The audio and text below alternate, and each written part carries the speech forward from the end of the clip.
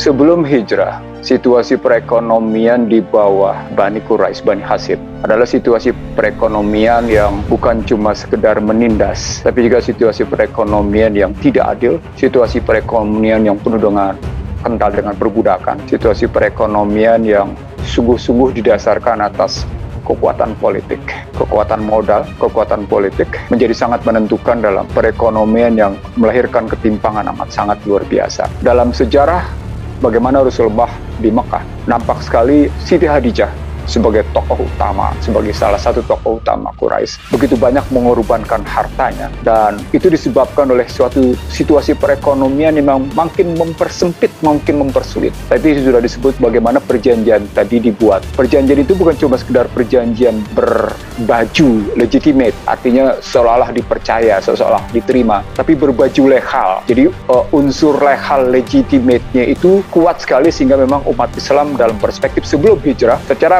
ekonomi politik memang ditekan habis-habisan. Daya tahan harus dibangun, dan daya tahan harus dibangun itulah Allah kemudian memerintahkan kepada Muhammad Rasulullah beserta para pengikutnya untuk hijrah. Yang menariknya, begitu hijrah sampai diterima oleh kaum Ansor, bagaimana kaum Muhajirin diterima oleh Ansor, maka yang terjadi adalah setelah membangun masjid, Utsman bin Affan bernegosiasi dengan Yahudi yang menjual air. Negosiasinya adalah penjualan dibagi atas waktu, dan pada saat hak waktu itu ada pada Utsman bin Affan, maka umat muslim mendapatkan kebebasan untuk memperoleh air, tidak dengan semata-mata dengan harga yang tinggi sebagaimana Yahudi menentukan. Apa yang terjadi di balik hijrah dengan langkah keduanya adalah melakukan transaksi dengan Yahudi untuk air. Yang pertama adalah salah kalau teori dalam ilmu ekonomi menyatakan bahwa ilmu persaingan itu didatang dari Barat. Ilmu persaingan dari Barat itu dikenal dengan, indeks persaingannya dikenal dengan 4 hal. Yang pertama adalah harga, yang kedua adalah kualitas, yang ketiga adalah delivery, yang keempat adalah inovasi, temuan-temuan baru. Anda bayangkan, Utsman bin Affan ketika hak menjualnya tiba, maka harganya adalah gratis bagi umat muslim. Artinya harganya dipukul habis oleh Utsman bin Affan. Yang kedua, dari segi kualitasnya tidak lebih buruk, bahkan menjadi lebih baik karena umat muslim betul-betul menjaga kebersihan air dalam rangka untuk wudhu dan untuk juga kemudian kepentingan lain-lain. Yang ketiga dalam delivery karena muslim mengambil sendiri, maka boleh dibilang deliverynya on time. Karena setiap mereka yang membutuhkan atas air, itu silakan ambil langsung, deliverynya sudah langsung on time. Yang menarik adalah inovasi atau sikap pembaruan.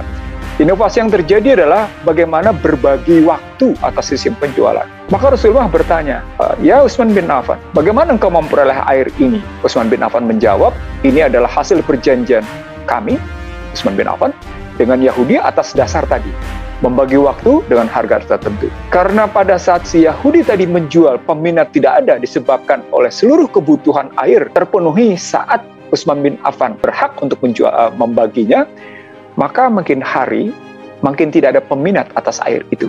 Itu membuktikan bahwa sesungguhnya teori persaingan yang dibangun oleh Utsman bin Affan adalah ilmu persaingan awal, bukan persaingan yang dibangun oleh Barat. Bahkan lebih dalam dari itu, di belakang persaingan yang dibangun oleh Utsman bin Affan itu, ada 3 hal yang paling penting dalam kajian saya. Yang pertama adalah sikap kejujuran. Dalam konstruksi penjualan Yahudi tadi, kita tidak menemukan kejujuran tadi. Dalam konstruksi teori persaingan sekarang, kita juga tidak menemukan kejujuran. Yang kedua yang kita temukan dalam perjanjian Utsman bin Affan dengan si Yahudi tadi tentang air, termasuk yang namanya bagaimana mendeliverinya kepada umat muslim di Madinah. Hapusnya keserakahan. Dan ternyata sekarang kalau kita lihat indeks persaingan hari ini, ketidakjujuran tetap ada, keserakahan tetap tinggi. Yang paling menarik adalah, selain 3 hal tadi, hapusnya persepsi tentang uang disebabkan oleh gratis memperoleh air. Disinilah muncul kemudian hadis yang menyatakan bahwa muslim berserikat untuk yang namanya tanah pertanian, api, dan air posisinya. Nah, perspektif ini menggambarkan bahwa sesungguhnya kita memang harus berhijrah. Hijrah pertama kali dalam struktur ekonomi di dunia maupun di nasional, hijrah dalam pengertian hapus ketidakjujuran, hapus keserakahan, hapus bangunan-bangunan persepsi. Kalau kita menghapus 3 hal tadi, maka sesungguhnya yang langkah pertama yang harus kita lakukan, berhenti berhutang. Apalagi hutang berbasis riba. Teman-teman sekalian, saya baru saja mengupdate situasi ekonomi politik internasional yang sedang terjadi baik di kawasan Australia, di Eropa, atau bahkan di Amerika. Setelah ada ancaman yang namanya C-19 akan lebih ganas, diduga akan lebih ganas, dan vaksin kemudian dilihat sebagai bentuk biometrik ID yang masuk ke dalam tubuh manusia sebagai wujud nanoteknologi. Mereka melihat bahwa ada ancaman besar ke depan, di mana dunia akan lebih panas, kata mereka. Mereka menyebutnya sebagai satu peringatan besar dari situasi global karena climate change, perubahan iklim, sudah tidak bisa lagi diatasi. Di beberapa negara bagian Amerika, memang tingkat kepanasan sudah mencapai demikian tingginya, bahkan sudah mencapai 54 derajat Celcius. Ada yang 52, ada yang 54. Sebelumnya juga terjadi di Australia, kebakaran yang luar biasa. Saya melihat global climate change itu pada hakikatnya adalah satu kampanye besar yang dilakukan oleh satu partai bernama Demokrat sejak Al Gore sebagai lawan jatuh ke Bush pada pemilu 2004 di Amerika, upaya untuk membangun sebuah strategi baru menguasai dunia. Global climate change sebagai tindak zalim yang terjadi di panggung dunia, itu akan terkena ke seluruh dunia, seperti situasi C-19 dan vaksin, di mana mereka memaksa seluruh dunia harus tunduk pada aturan-aturan itu.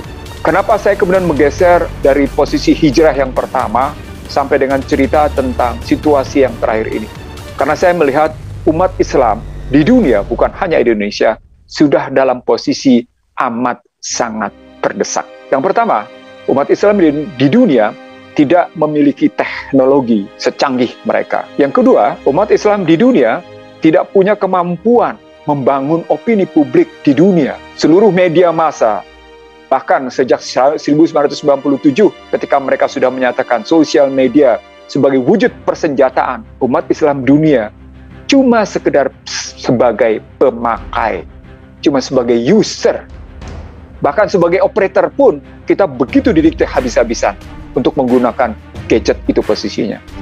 Jadi yang pertama adalah bagaimana kita tidak punya kekuatan atas teknologi. Yang kedua, kita tidak punya kemampuan untuk melakukan imbangan atas kekuatan yang mereka bangun dengan kekuatan modal, dengan medianya. Yang ketiga, kita tidak mampu membangun kecanggihan mereka berorganisasi. Bagaimanapun kita harus akui mereka canggih dalam berorganisasi, walaupun kemudian kita lihat teknologi yang mendukung mereka untuk begitu cepat mengambil keputusan secara akurat. Yang saya maksud adalah, lewat yang namanya teknologi yang mereka miliki, mereka bisa mengambil keputusan demikian cepat dan akurat. Dalam bahasa saya yang sederhana, keputusan mereka selalu memiliki speed, stamina, and akurasi. Punya kecepatan, punya daya tahan, punya ketahanan tepatnya, dan akurat. Dan ini basisnya adalah teknologi.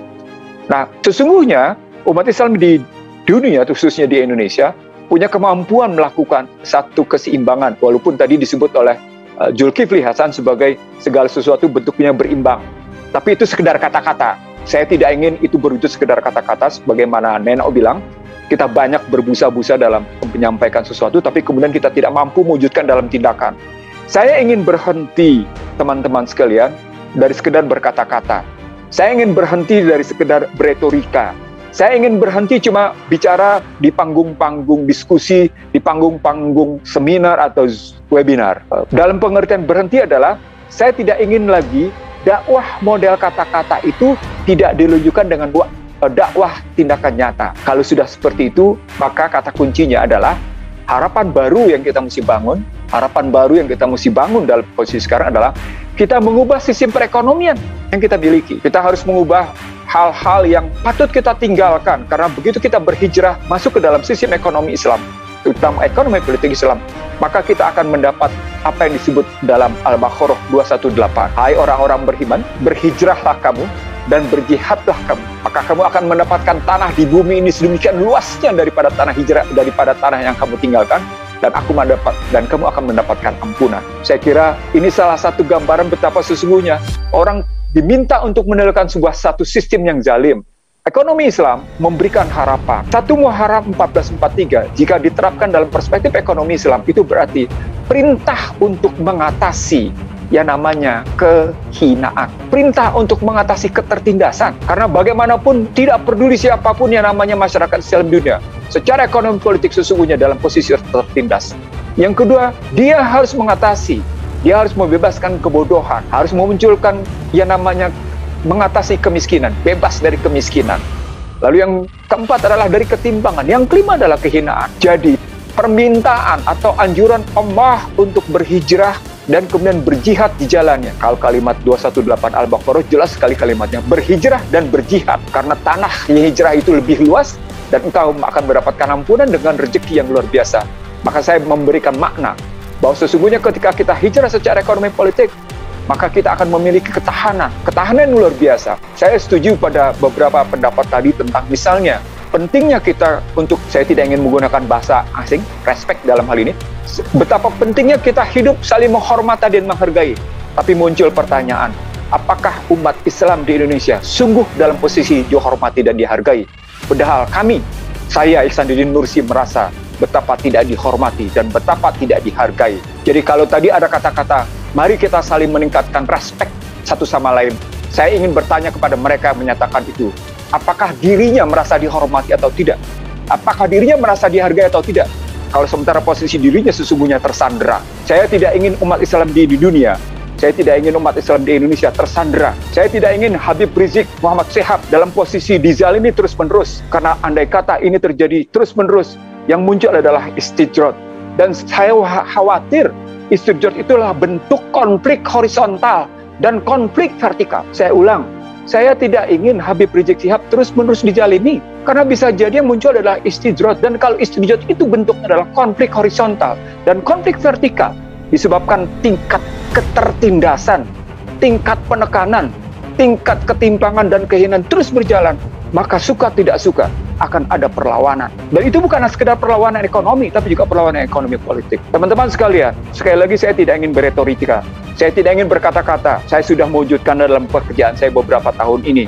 Dan saya ingin mengatakan pada Anda semua, ternyata sistem ekonomi Islam sesungguhnya justru memiliki ketangguhan amat sangat luar biasa. Saya kira ini yang mestinya kita lakukan.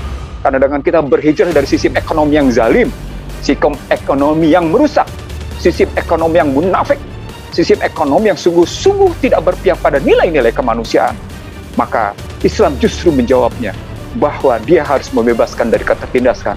Ekonomi Islam justru menjawab bahwa membebaskan kemanusiaan dari kebodohan, membebaskan kemanusiaan dari kemiskinan, membebaskan manusia dari ketimpangan, dan membebaskan kemanusiaan dari kehinaan. Wabillahi taufiq wal hidayah. Assalamualaikum warahmatullahi wabarakatuh.